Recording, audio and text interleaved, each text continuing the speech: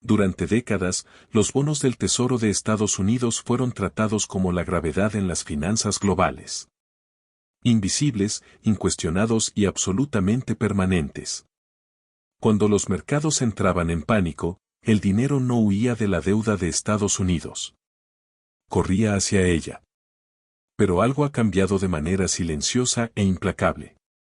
Esta semana, esa base invisible se agrietó. No con un estruendo, no con un colapso que acaparara titulares, sino con una salida fría y racional por parte de inversionistas que ya no creen que Estados Unidos merezca ser llamado libre de riesgo. Y cuando el mundo deja de confiar en el único activo sobre el que construyó todo, el peligro no es la volatilidad. Es el fin de la certeza misma. Durante más de medio siglo, los bonos del Tesoro de Estados Unidos no competían por la confianza. La heredaron. No eran solo bonos del gobierno. Se convirtieron en la definición predeterminada de seguridad en las finanzas globales. Cuando estallaba una crisis, el capital no preguntaba dónde esconderse. Iba automáticamente a la deuda estadounidense.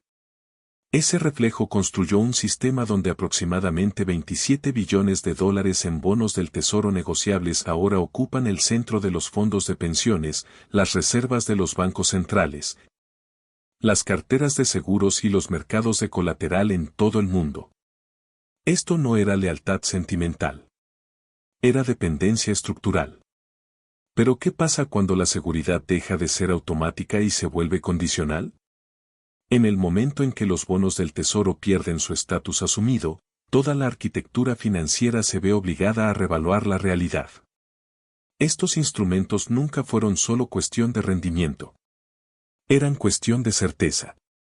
Anclaban derivados, respaldaban mercados de repo y estabilizaban monedas a través de continentes. Cuando los rendimientos suben del 3% a cerca del 5% en vencimientos largos, no es simplemente un movimiento de tasas. Es una advertencia de que la confianza misma está siendo grabada. Ese cambio altera cómo se distribuye el riesgo a nivel global. Las instituciones que alguna vez mantuvieron bonos del Tesoro no por ganancias, sino por protección, ahora deben cuestionar si esa protección aún existe. Cuando la protección se vuelve cuestionable, todo lo que está ligado a ella se vuelve volátil. Hipotecas, crédito corporativo, endeudamiento soberano, incluso anclajes cambiarios. La transformación psicológica es tan peligrosa como la financiera. Los mercados están aprendiendo que la seguridad ya no es un valor predeterminado, sino una variable. Y esta erosión no proviene solo de la inflación o de los ciclos de crecimiento. Está siendo impulsada por algo más profundo. La credibilidad. Con la deuda federal superando los 34 billones de dólares y los costos anuales de intereses acercándose al billón de dólares, la idea de que la deuda de Estados Unidos puede expandirse indefinidamente sin consecuencias ya no es universalmente aceptada. Una vez que esa creencia se agrieta, los bonos del Tesoro dejan de ser un ancla y comienzan a comportarse como un activo que debe justificarse todos los días. Aquí es donde la historia avanza, porque cuando la seguridad se vuelve debatible, los inversionistas ya no reaccionan solo a la economía. Comienzan a reaccionar a la gobernanza, la política y la estabilidad institucional a largo plazo. Y ahí es donde entra la verdadera inestabilidad en el mercado de bonos, no a través del pánico, sino a través de la recalibración. Una vez que la seguridad se vuelve condicional, la siguiente pregunta no es quién vende primero, sino quién se atreve a decirlo en voz alta. Por eso la decisión de la pensión académica danesa importa mucho más que su balance. No fue un fondo de cobertura persiguiendo rendimientos ni un trader reaccionando a los rendimientos. Fue un fondo de pensiones europeo conservador, que representa a académicos y profesionales, anunciando una salida completa de los bonos del Tesoro de Estados Unidos para finales de mes. No el próximo año, no gradualmente, completamente. La razón dada no fue técnica, fue existencial. El director de inversiones del fondo declaró que Estados Unidos no es un buen crédito y que las finanzas gubernamentales a largo plazo ya no son sostenibles. Ese lenguaje es sin precedentes en la historia financiera moderna. Cuando se aplica a la deuda de Estados Unidos, reformula los bonos del Tesoro de un instrumento de precios a un instrumento de credibilidad y los encuentra deficientes. En papel, las tenencias involucradas eran solo unos cientos de millones. En un mercado de bonos del Tesoro de 27 billones, eso es microscópico. Pero los mercados no se mueven solo por tamaño. Se mueven por precedentes. Una sola deserción institucional de un activo tratado universalmente como libre de riesgo no es una transacción. Es un permiso. Señala que cuestionar la deuda de Estados Unidos ya no es tabú dentro de las instituciones financieras conservadoras. Esa señal aterriza en un mundo donde los inversionistas extranjeros ya poseen aproximadamente 7.6 billones de dólares en bonos del Tesoro y Europa sola controla alrededor de 3.6 billones, o casi el 40% de toda la deuda gubernamental estadounidense en manos extranjeras. Cuando incluso un solo gestor de pensiones europeo declara públicamente que la credibilidad fiscal de Estados Unidos ha colapsado, todos los demás gestores de fondos se ven obligados a reevaluar su propia exposición en silencio. Y ese es el verdadero peligro, no una avalancha de ventas, sino un cambio silencioso en los modelos internos. Una vez que los bonos del Tesoro deben justificarse en lugar de asumirse seguros, el mercado deja de comportarse como un santuario y comienza a comportarse como un referéndum. Una vez que la credibilidad es cuestionada, la siguiente fuerza que mueve los mercados ya no es solo la inflación o el crecimiento. Es la gobernanza. Ahí es donde la deuda de Estados Unidos entra en una fase mucho más peligrosa. El riesgo político ahora se está cotizando directamente en los bonos. Durante décadas, los bonos del Tesoro reflejaban ciclos económicos. Hoy, cada vez más reflejan inestabilidad institucional. Los inversionistas en bonos ahora se ven obligados a evaluar no solo si Estados Unidos puede pagar, sino si gestionará sus finanzas de manera racional. Con déficits federales cercanos a los 2 billones de dólares por año y costos de servicio de la deuda acercándose al billón de dólares anuales, los mercados ya no tratan la disciplina fiscal como algo dado. La tratan como incierta. Eso transforma a los bonos del Tesoro de instrumentos neutrales a activos políticos. En el centro de este cambio está la erosión de la independencia de la Reserva Federal. Cuando la política monetaria se convierte en objetivo de presión política, la credibilidad de la estabilidad de precios a largo plazo se debilita. Y cuando la estabilidad de precios se debilita, la base de la deuda soberana se debilita con ella. El resultado es visible en el propio mercado de bonos. El bono del Tesoro a 30 años empujando hacia el 4.95%. El nivel más alto en meses y los rendimientos intermedios escalando a niveles no vistos desde el verano pasado. No porque el crecimiento esté en auge, sino porque la confianza se está adelgazando. Al mismo tiempo, la política comercial de Estados Unidos se ha vuelto abiertamente confrontacional incluso hacia antiguos aliados. Los aranceles ya no son solo herramientas económicas. Son armas políticas y cuando el comercio se vuelve coercitivo, el capital comienza a retroceder, no en pánico, sino en recálculo. Este es el momento en que los bonos dejan de ser reflejos pasivos de la economía y se convierten en juicios activos sobre el Estado detrás de ellos. De aquí en adelante, cada punto base ya no habla solo de expectativas de inflación.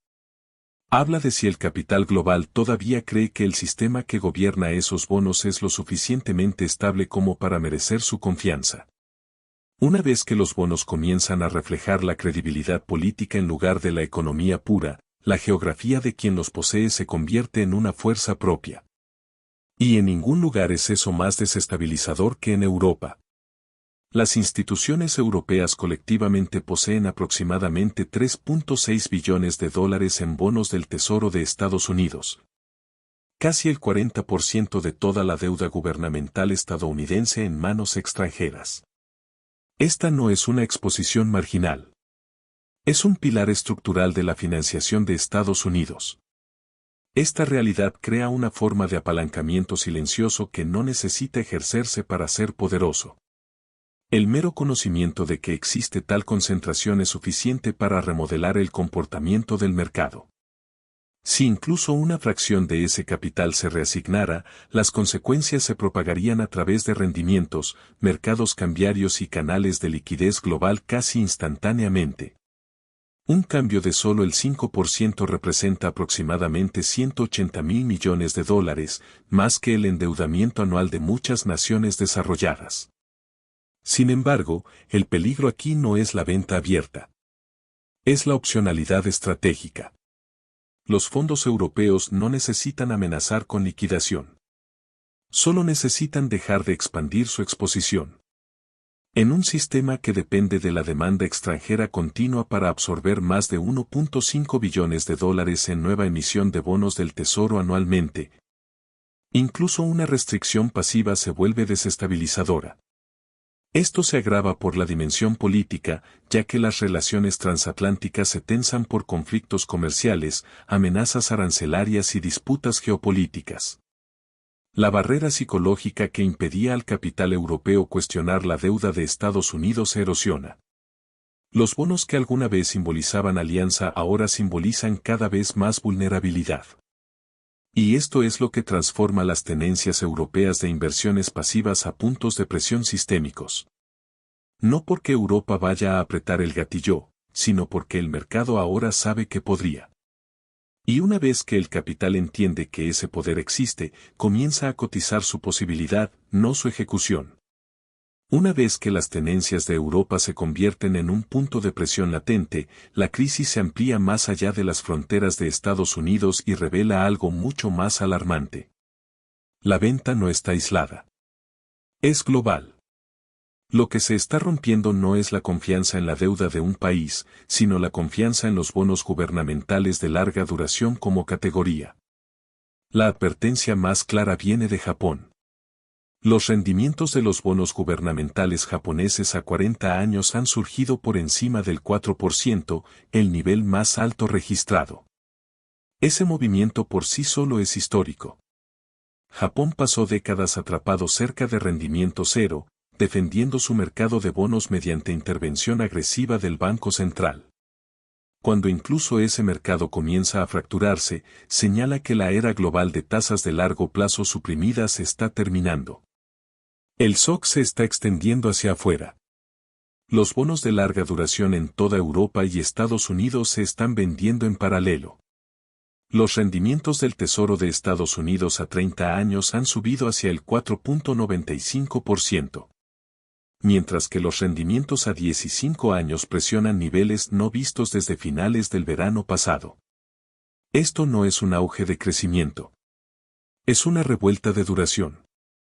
Los inversionistas exigen una compensación más alta simplemente para mantener deuda soberana de largo plazo. Y aquí es donde el apalancamiento silencioso de Europa se encuentra con el estrés de los bonos de Japón. Cuando múltiples mercados soberanos se rompen en el extremo largo simultáneamente, se vuelve imposible contener la revaloración. El capital comienza a rotar fuera de la duración a nivel global, no por miedo, sino porque la matemática de mantener bonos largos ya no funciona bajo déficits crecientes, emisión creciente e incertidumbre política creciente. Esto marca la transición de un problema centrado en Estados Unidos a uno sistémico. Una vez que la deuda gubernamental de largo plazo en todas partes comienza a perder su rol como ancla de estabilidad. El capital global ya no tiene un lugar universal donde esconderse y ese vacío fuerza la siguiente escalada. Porque el mayor tenedor extranjero de deuda de Estados Unidos ahora enfrenta rendimientos crecientes en casa. Una vez que los bonos de larga duración se fracturan globalmente, la fuerza más peligrosa ya no es la venta especulativa. Es la reasignación racional. Y aquí es donde Japón pasa de ser parte del problema a convertirse en el acelerador.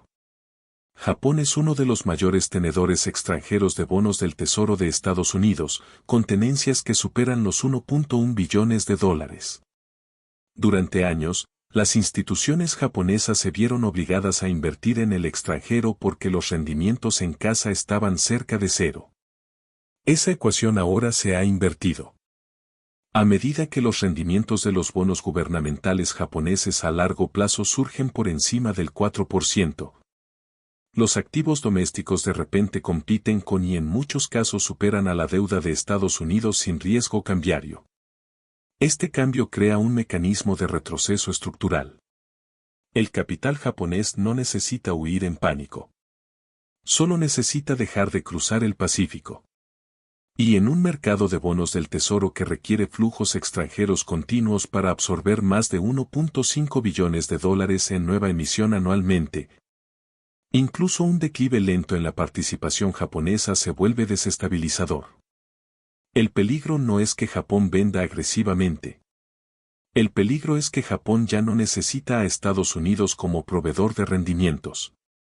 La repatriación de capital impulsada por aritmética, no por emoción, elimina uno de los pilares más confiables de la financiación de la deuda de Estados Unidos. Así es como el estrés en los bonos se convierte en estrés en el dólar. Cuando los fondos japoneses ya no reciclan sus superávits comerciales en bonos del tesoro, la demanda de activos denominados en dólares se debilita estructuralmente. Esa presión no aparece como un colapso. Aparece como rendimientos permanentemente más altos y un dólar persistentemente más débil. Y una vez que el asignador de capital más disciplinado del mundo comienza a redirigir silenciosamente sus flujos, el mercado de bonos deja de ser cíclico y comienza a volverse direccional. Una vez que los flujos de capital comienzan a revertirse por razones racionales de rendimiento, el mercado de bonos ya no es el punto final de la crisis. Se convierte en el canal de transmisión y ese canal lleva directamente al dólar. Durante décadas, los bonos del tesoro y el dólar estadounidense se reforzaron mutuamente. Los inversionistas extranjeros compraban deuda estadounidense y, al hacerlo, compraban dólares. Esa demanda circular mantenía los rendimientos suprimidos y la moneda fuerte al mismo tiempo.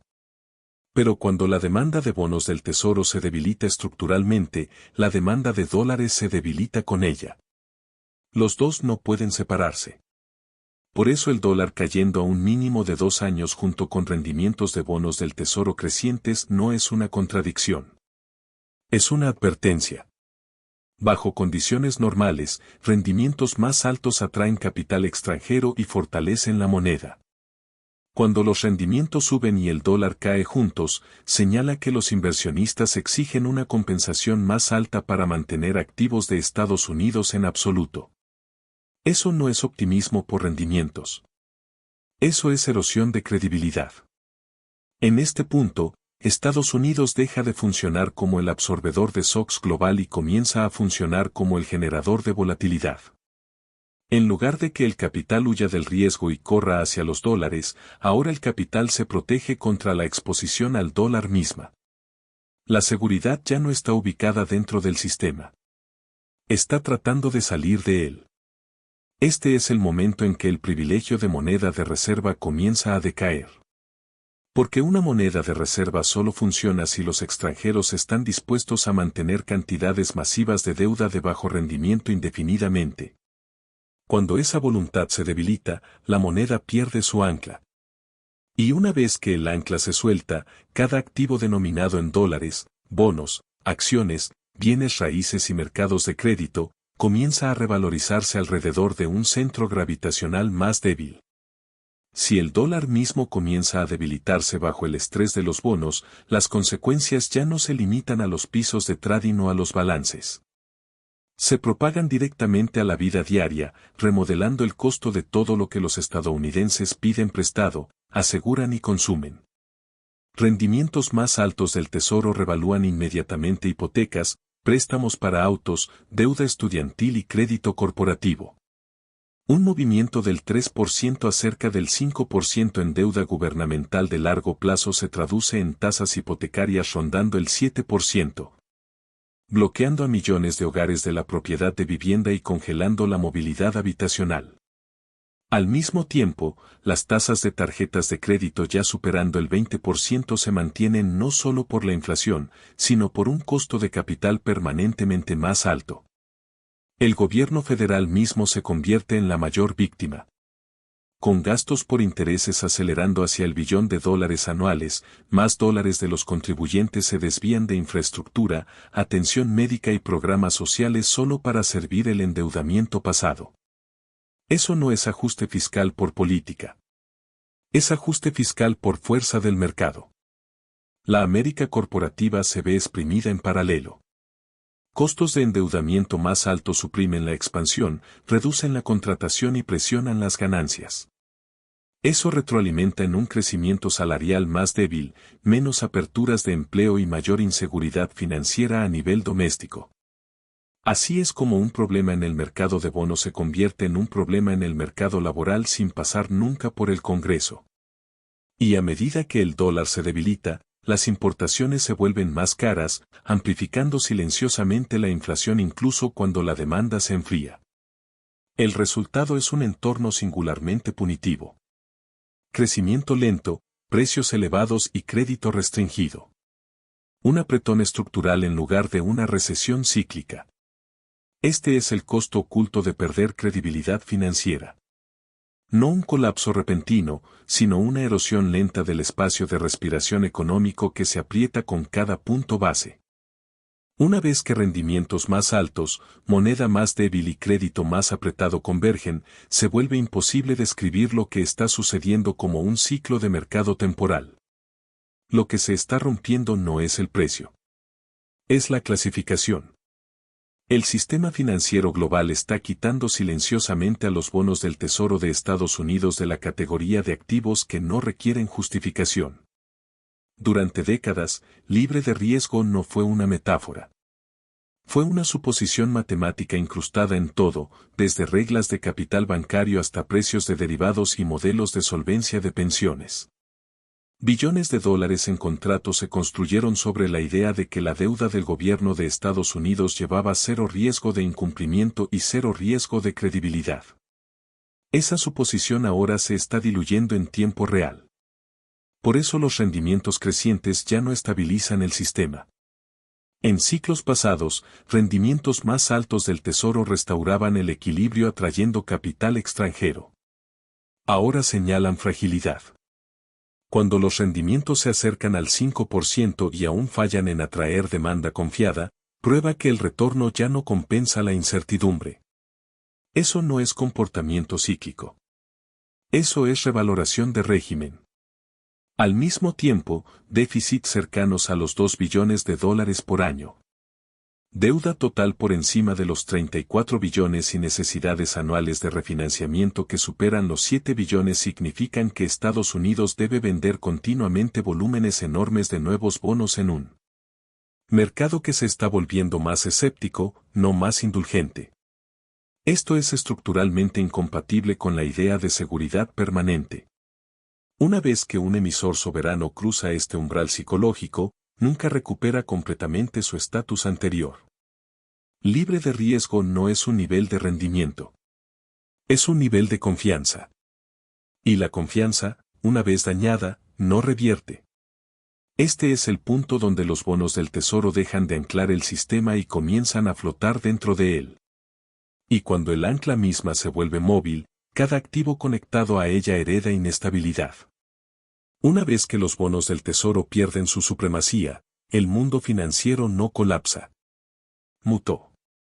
Y esa mutación es mucho más desestabilizadora que una sola crisis porque altera permanentemente cómo se mueve el capital, cómo se cotiza el riesgo y cómo los gobiernos se financian a sí mismos. Un mundo sin un activo seguro universalmente confiado se convierte en un mundo de revaloración constante. El capital ya no se estaciona. Circula defensivamente. En lugar de fluir automáticamente hacia un instrumento de reserva dominante, el dinero se fragmenta a través de monedas, commodities, letras a corto plazo, oro y mercados de deuda regionales. Esa fragmentación eleva la volatilidad estructuralmente porque ya no hay un centro gravitacional único estabilizando la liquidez global. Para Estados Unidos, las consecuencias son implacables. Sin demanda extranjera automática, las subastas del Tesoro requieren rendimientos más altos para despejarse. Con déficits anuales cercanos a los 2 billones y necesidades de refinanciamiento por encima de los 7 billones, Incluso un aumento sostenido del 1% en los costos promedio de endeudamiento añade más de 300.000 millones de dólares por año a los gastos por intereses federales, que se componen en una compresión fiscal permanente, no en un problema presupuestario temporal. Para el dólar, el dominio se desvanece silenciosamente. No es reemplazado de la noche a la mañana, pero ya no es inigualable. La diversificación de reservas se acelera. La liquidación comercial se desplaza lentamente. La exposición al dólar se convierte en algo que las instituciones cubren en lugar de asumir. La moneda deja de ser un privilegio y comienza a comportarse como una responsabilidad. Y globalmente, el sistema se vuelve más duro. Costos de capital más altos, menor crecimiento, menos flexibilidad de política, más shocks financieros, más inestabilidad política. Esto no es el fin de las finanzas estadounidenses. Es el fin de la inmunidad financiera. Y una vez que la inmunidad se va, nada está fuera de límites ya.